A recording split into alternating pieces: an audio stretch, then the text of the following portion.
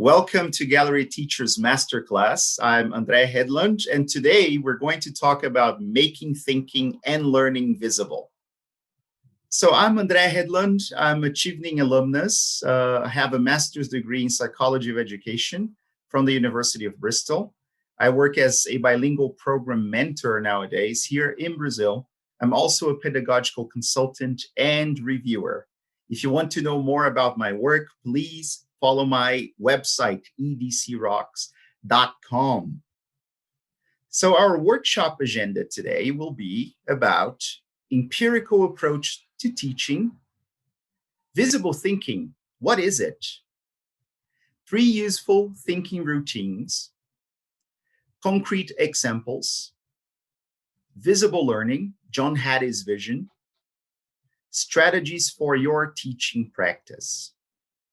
Now, before we carry on, I'd like you to think about 2 big questions, and they are, how can we tell if our students are thinking about the task? What kind of evidence can we look for to make sure that they're actually on task? That's a very important question because if they're not paying attention, they're not making new memories. So that means that they're not going to learn after all. And the second question is, how can we assess whether they have learned something or not? Because learning has to become visible. We have to be able to see learning to say that they have learned something. But what kind of strategies can we actually use to make sure that happens? I'd say the very first thing we have to take into consideration is an empirical approach to teaching. Yes, and what do I mean by that? Well, basically, if you think about empirical, what comes to mind should be the scientific method, right?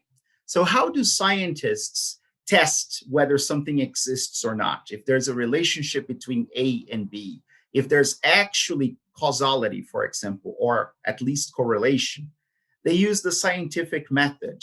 They look for evidence.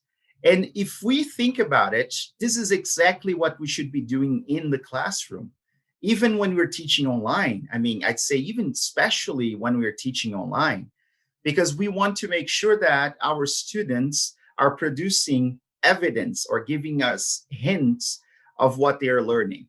And we can use the scientific method to do that. And what does it look like again? Well, we're just trying to look for evidence, something that will help us understand where our students are, how we can help them, and what kind of resources we can give them so that they achieve their learning goal. This has a lot to do with logical thinking, and it has to do with your senses. As a teacher, you have to be able to see things happening, notice certain things, and also hear them. So you have to use your senses to pick up the evidence. Now, think about this. What type of data evidence can teachers collect from students in the classroom? Let me give you a few examples. So if you think about your students doing something that requires them to write, let's say a paragraph about something that they read from their textbook, evidence of this would be writing. So you actually look at their writing piece and you can tell whether they're doing the task right or not. But if they're doing something that doesn't require writing, but it requires, let's say, speaking, the evidence would be, are they using the correct chunks when they speak? Are they actually speaking? Can I see that they're doing that? Or maybe they're not engaged, they're not even talking to anybody. So you have to be able to see those things taking place, but not just see them, hear them, notice them, so that you can steer them and guide them so that they can actually do what they're supposed to do. Look for the evidence. If you find the evidence, then you'll be better able to assess whether they are learning or not. Now, this has everything to do with the idea of visible thinking. What is visible thinking? So let me talk about Project Zero for a second. If you're interested in finding out more, I highly recommend you go to Harvard Project Zero for you to understand the background, where this came from. The idea is that for us to see things happening, for us to see learning happening, we have to be able to trace their thinking process. We have to be able to go back to the origin. And we have a couple of things or strategies that we can use to do that. One of those strategies has a lot to do with collecting evidence that is right in front of your eyes, just using your senses to make sure that the students are on task doing what they're supposed to do. And for that to happen, we can use very easy to implement visible thinking routines. We want to make sure that our students can demonstrate that they're actually engaging with the materials so that they can produce the expected outcomes. Now, you will see here on the slide that we have lots of different thinking routines, and I don't expect you to learn all of them now, but we are going to focus on some of them, and I will give you some more concrete examples. Think about the first type of thinking routine, very popular. I'm sure you've heard of it, or if you haven't, you may have heard of it in different ways, maybe because this is what we do in the class. So what do you see is the very first question we can ask our students when we present new content. What is it that you can see here? The second question, what do you think about that? The third question, what does it make you wonder? Now, another very useful thinking routine would be make a claim, identify support for your claim, and ask a question about your claim. Don't worry, I'm going to give you some concrete examples in a second. But before that, there's another thinking routine you might want to use. I used to think something, but now I think differently because I have learned something. Now, what does that look in the classroom? It looks like this. Imagine you're working with the famous PPP framework, presentation, practice, and production. You can use the see, think, wonder routine to introduce a new topic. Let's imagine you're presenting present continuous, for example. That's a grammar structure, and it's a very important chunk for your students to have. So how do you do it? Well, you're probably going to get something from context. Maybe you're going to get a paragraph or a phrase from a text that they have in your books. And then in bold, you will see was actually is doing something. So let's imagine that John is cooking, right? So they will notice that there's something different, that there's something that they have to pay attention to. That's the C part, right? But then they have to think about it. Do I have anything in my own language that is similar to this? Or can I work out the meaning based on the structure? So they start thinking. And now they wonder what we can use that for. So in which situations can I actually apply this structure? That's one example. Now, if you think about the practice part, we can use the claim, support, and question thinking routine. And what does that look like? Well, after you have introduced present continuous, they have practiced a little bit, maybe they can stop and then they can make a claim. They can say something like, well, present continuous is used to talk about things that are happening at the moment of speaking, for example. And then that's a very interesting claim. Do you have anything to support that claim? Yes, and then they will give you some examples. For example, right now, I am explaining what present continuous is used for. But then you might have some questions. Maybe one of the students will go and say, well, I have seen present continuous being used for future events, like I'm traveling next week. And then you start talking. You start wondering whether present continuous is restricted to one structure, one situation, one context or not. Next, we can talk about the production phase to really consolidate learning. So you used to think this, but now you think this. I used to think that present continuous was used only to describe the present or things that are happening now. But now I think that present continuous can be used in different situations, such as future events. So this is how you can make sure that your students are actually thinking about the tasks that you gave them. You can use those 3 very easy to implement thinking routines to make sure that they are on task.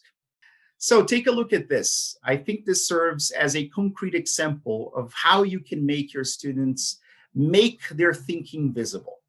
Let's imagine you're working with any given topic in class and you want your students to interact with some questions and different materials. One way to do that is to use digital tools such as Jamboard, for example. So this was a lesson that I was teaching about the benefits of bilingualism and the myths of bilingualism. So I had a lot of students who needed to add comments to a few questions that I am sharing with you right now. So I know that they are engaged. I know that they are there. I know that they're interacting. So I know that they're thinking about the topics that I'm discussing. If you want to do that in your English class, you can set up a Jamboard or a Padlet or any other platform to make sure that your students are actually looking at the materials and trying to answer the questions and trying to solve the problems that you're presenting them with. Now, this brings us to visible learning, because visible thinking is something that precedes visible learning. We have to make sure that our students are engaged, that they are on the task, trying to do the things that they're supposed to do. But then we also have to make sure that that will lead to positive learning outcomes. And what do I mean by visible learning? I'm sure you've heard of John Hattie. So John Hattie has written a very popular book, How to Make Learning Visible, for students and for teachers. And he looked at many different aspects that might influence learning outcomes at school. Now, I'm going to show you a couple of things that have a huge influence on how our students perceive learning and the type of outcomes that they can actually achieve. And I'm sure you're going to be surprised here, because not everything we think works effectively actually does. So you will see that the effect size of many things that we don't think about so much is more important. For example, collective teacher efficacy, student expectations, response to intervention, student efficacy, teacher clarity. Feedback is very important to make sure that your students see that they're learning, right? Direct instruction. Well, how about we focus on a couple of those so I can give you more practical tips for you to try to promote them in your lesson. Let's think about students' expectations, right?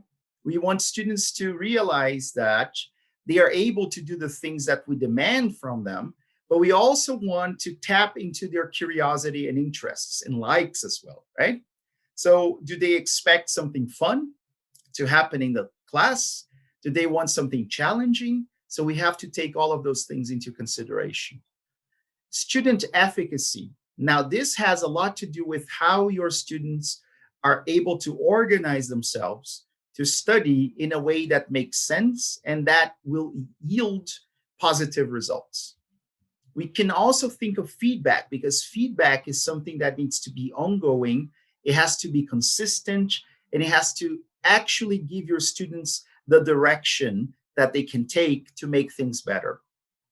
And we can also focus on teacher-student relationships, because even though we think a lot about content and how they're able to perform and their scores, I'm telling you this: if you do not have a positive relationship with your student, then they will probably not want to listen to you, respect you, and they will not learn as effectively. Now, let's look at a few examples of how you can focus on those 4 things that I highlighted for you. So let's start with student expectation. One way you can help your students set high expectations, but also feel enthusiastic to learn those things, is to share the goals. For example, that I am talking about making thinking and learning visible from the start.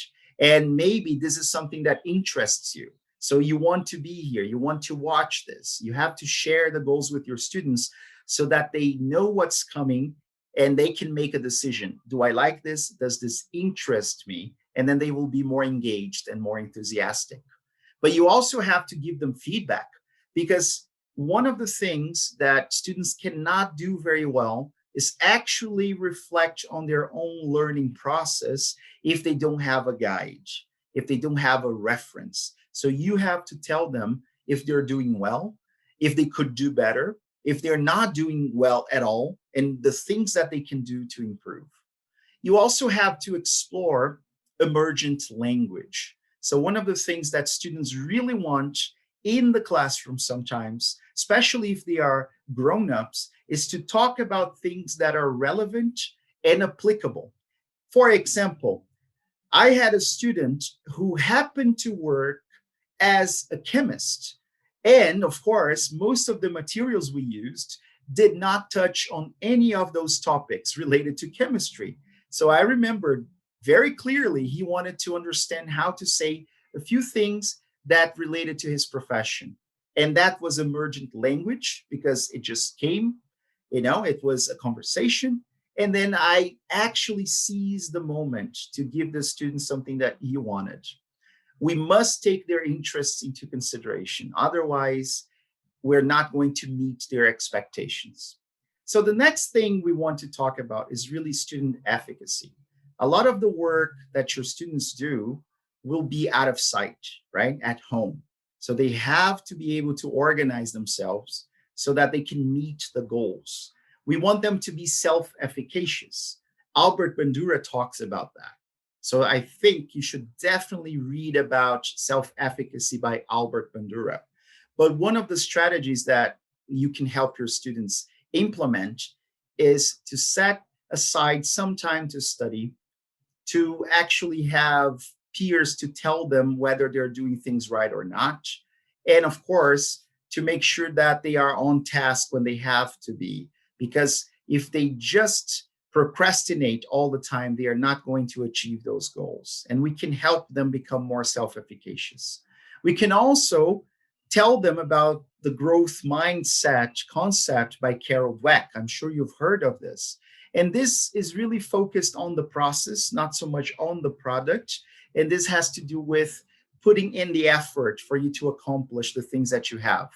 This is very important. I'm not saying that you can completely change your students' mindset overnight. It's a process, like I said, but if you talk about these things, they will be curious and they might actually use some of the strategies to help them. The other thing you can do is work with metacognition. And metacognition has to do with the idea of learning how to learn. So I guess the sentence that summarizes student efficacy is the right beliefs and attitudes, as well as learning how to learn. So if you can help your students achieve that, they will definitely make their learning more visible. Now, coming to the next one, we can talk about feedback. And feedback is one of the features that we should know how to give, because this is really going to matter when your students are learning. They will be able to have a reference, something to go back to and see how much they have made progress. Now, feedback needs to be clear. So you need to have clarity, because sometimes we give very general feedback that doesn't make sense to our students. So what are you talking about?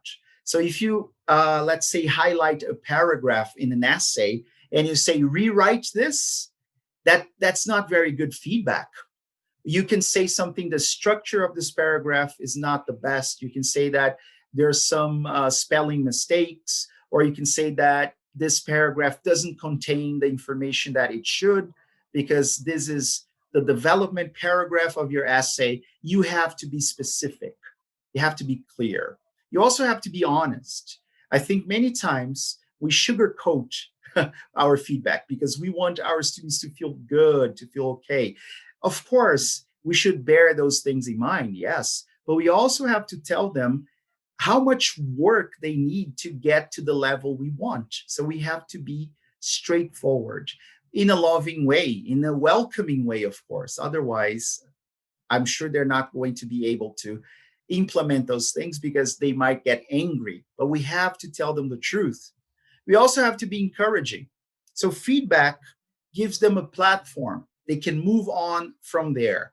You tell them, listen, right now you need to work on this thing or that thing. And then let's come back here a couple of weeks later to see if you actually made progress. So you have to give them this incentive to move forward. If I don't know where I'm going or where I am, I know nothing. So I need to have that yardstick, that reference for me to know if I'm making progress or not. Now we can talk about teacher-student relationship. As I told you, this is incredibly important. We want to establish rapport. We want our students to see us as people they can trust, people that they like and respect. Otherwise, they're not going to learn effectively from us. It's not a waste of time. If you spend 5 minutes of your lesson actually nurturing this relationship that you have, I'm sure you're going to get more gains than the other way around, because they will be better able to pay attention and to do the things that you want them to do so that they can achieve those outcomes we're looking for. It's also not unprofessional. I'm not saying you should be friends with your students like best buddies, but you should have a positive relationship that they want to be there. They want to learn from you. They want to have you as their mentor. Because you know what? If I want people to listen to me, they have to like and respect me. Now, how can we make learning visible? Well, I would like to show you another concrete example now. Here's a concrete example, something that one of my students, actually 3 of them, made available, and I thought it was really great. So we were talking about emotional intelligence, and I asked my students to summarize what's happening in the class. So they can do it in any way they want. So if they want to write a text about it, that's okay. My 3 students decided to make an infographic, and I think it looked amazing. And I really wanted to share, because this is something that you can have your students do. Not all of them in every lesson, but if you want, you can select 2 pairs or maybe a trio or maybe a group of 4 for every lesson that you teach, and they will be responsible for summarizing that lesson. And then they will make it available so that other students can benefit from this. And I think this is a great example of how you can make learning visible, because I asked them to pay attention and summarize, and the things that they decided to focus on, that was their decision. So I'm not really giving them any cues or anything for them to summarize the lesson. It's really coming from them. It's very authentic. So I know exactly what they were able to learn about that lesson. This is the concrete example that I wanted to show, and I encourage you to do something like this. Ask your students to summarize or to create posters, pamphlets, Google Slides, anything that you can look at and you can say, oh yes, they have learned this, they were paying attention. How can we make learning visible really? Well, if you think about it, it has to do with assessment, right? Because this is what we normally use to make sure that our students have learned something or not. But I think we've been assessing performance more than anything. And what is assessment of performance? Assessment of performance is when we give our students a test, an exam, or a task, and then we look at what they can remember that day based on that thing that we gave them, right? So we gave them a multiple choice exam or something like that, and they were able to remember a couple of things, but we selected the questions.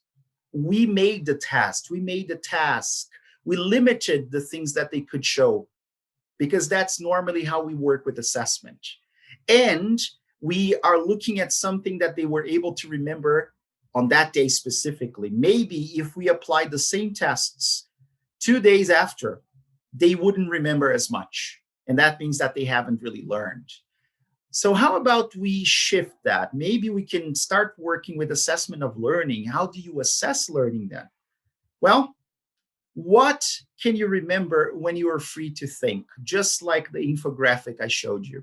So let's imagine that instead of giving them a queued test, at the end of the class, we ask them to share everything that they can remember. And they choose the layout and the format and the material. So how much can you remember? And then we can do that even a couple of weeks after. How much can you remember about Unit 1? So if you want to draw something, if you want to make a video or a podcast, or if you want to write something, that's how you can really look at learning and not just what they were able to remember on that specific day. Now, the very effective strategy that we can use to make sure that they are learning is when we shift. Again, now we're going to look at assessment for learning. And assessment for learning is formative and ongoing. It's continuous assessment because it's the process that matters. So when we assess what our students already know, so we activate prior knowledge, and we have some pop quizzes, for example, some debates, some brain dumps that they have to write down everything they can remember. All of those things will actually help them learn in the long run, if you think about it, right? Because we're working with low stakes tests. Now, this is very important because there's a lot of evidence to support the idea of pre-testing, the testing effect, spacing effect, and that has to do with assessment for learning. So you are going to use assessment not just as a tool to see where they are, but as a tool to take them where they should be. That's the idea behind assessment. And that's how you can make learning more visible. So I would like to wrap up with two stories that happened to me quite recently. The very first story is about Mitchell Resnick and his wonderful book that basically describes what education should look like. Lifelong kindergarten. So if you go back to kindergarten, and I'm sure you have very fond memories of that time, you'll remember that you were able to explore and to think freely and to do lots of hands-on activities and to actually show the things that you have learned through portfolios, right? Normally. So all of the things that you were able to make with your own hands, they were there for you to go back to. And that's something that we should see more often in education, in our English classes. We want to see what our students are doing and not just the results of their tasks or tests, but the whole process. For example, their annotations, their screenshots, links of things that they have watched that we haven't told them to watch, right? So all of those things can be part of their portfolio. We can think about it as what Montessori used to do, or Reggio Emilia, Loris Malaguzzi, portfolios for learning. And then the other story has to do with Mitchell Resnick, this book and portfolios. And it's something that I used with my postgraduate students. So we had many classes. They had to basically compile the things that they were doing, the things that they were learning from, and then just make it available somehow so that I could look at those things and tell whether they were learning or not. And they decided to make a Padlet. So they added lots of things, notes, screenshots, like I said, voice messages. And then when I opened their portfolios, I realized that, wow, they were actually involved in the process. And I was able to see that learning was taking place. And this is what we want. We want to look at the evidence. Do we have evidence to support the idea that they are actually learning? Because if we don't, then we're just speculating, really. And you know what? Speculating doesn't really work. We have to have data. We have to have evidence so that we can claim that our students have learned. And if they haven't, we know what we can do to help them. If you are looking for more resources, please do check the websites that we offer. And you can go to Gallery Teachers. I'm sure you're going to find lots of interesting things that you can use for your classes to be better and for you to reflect on the things that we can do. So don't forget, go to Gallery Teachers workshops and work on your continuous professional development. After all, we're trying to make learning visible not only for our students, but also for ourselves. Some useful routines to make thinking visible are, for example, see, think, and wonder, because you're going to look at something, imagine how it works, and actually have a discussion in class and wonder if it can be applied in a different context. You can also think of claim, support, and challenge, for example. So you want to say something about a structure that you learned, you'll try to find support for that claim, and then you can challenge that to see if it's something that could be used in a different situation as well. And the other one could be, I used to think, but now I think. So when you learn something and you change your mind, you can go back and say, well, this in my mind used to be applied here, but now it's actually applied here. So those are 3 very useful routines you can use. The types of output that can make our students make their learning visible so that we can see, they have to do with graphic organizers, platforms in which they can actually post comments and images and things that they are doing, e-portfolios, for instance.